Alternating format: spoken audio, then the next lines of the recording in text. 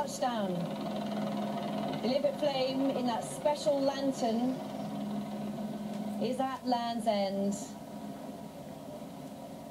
And in just a few moments, Lieutenant Commander Richard Full is, I imagine, very carefully going to take that special lantern out, past the crowds, down to the Land's End sign, which has been specially marked with Land's End 2012, and waiting in the sunshine in his white and gold and grey uniform is 3 times Olympic gold medalist Ben Ainsley, sailor Ben Ainsley, who right now is looking incredibly calm.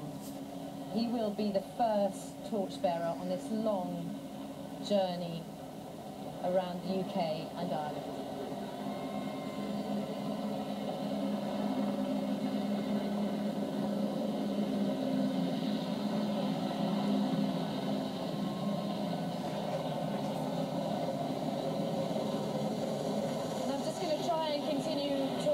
As a second Sea King arrives just behind us as well.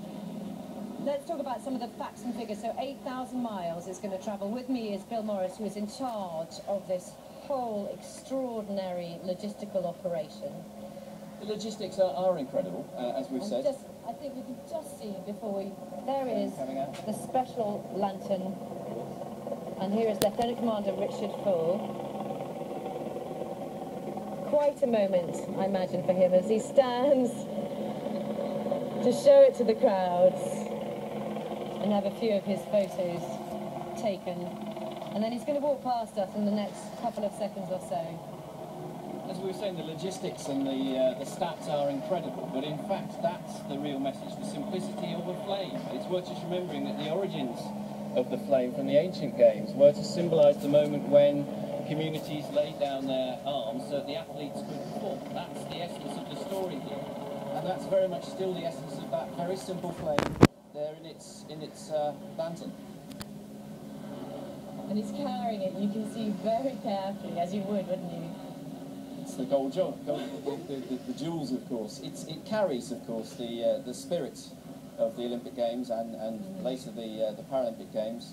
And it symbolises, I guess, the fact that the whole of the UK's communities is now gearing up and ready and in the spirit, celebrating the spirit of the Games. What's really lovely about this morning is, as you can see, he's carrying that past the crowds, is, first of all, the amount of people who have turned up.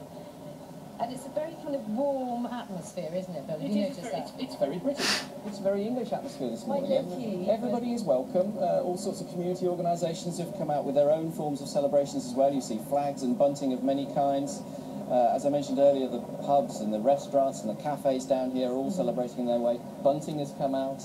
It's here it is. I think he's just coming around the corner. And just a little cheer. It's rather lovely, isn't it, how people are taking this, the spirit in which they're taking it. And many people we've spoken to this morning saying they just want to come here because this is possibly the last time in their lifetime they'll see this. I think that's certainly the case. I mean, London is the